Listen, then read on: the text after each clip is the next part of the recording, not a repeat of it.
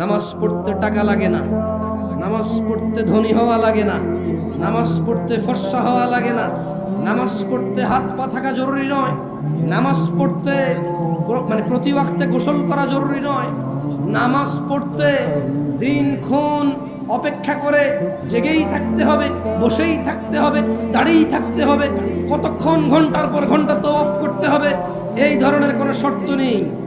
মহিলা পুরুষের আলাদা বিধান নেই, ধনী দরিদ্রের আলাদা বিধান নেই। অথবা তারা যারা সালাতকে ত্যাগ করেছে, আল্লাহর নবী বলছে ইসলামের স্তম্ভ 5টি: আল্লাহকে সাক্ষী দেওয়া, ওনার রাসূলকে সাক্ষী দেওয়া এবং সালাত প্রতিষ্ঠিত করা, সমর্থবান যাকাত দেওয়া, সমর্থবান হজ করা, 11 মাস শেষে 1 মাস রোজার মাস যারা পেল তারা রোজা রাখবে, যারা তারাই হচ্ছে মুসলমান। এটা হচ্ছে ইসলামের স্তম্ভ। কয়েকটি কাজ একনিষ্ঠভাবে করলেই আমরা জান্নাতে প্রবেশ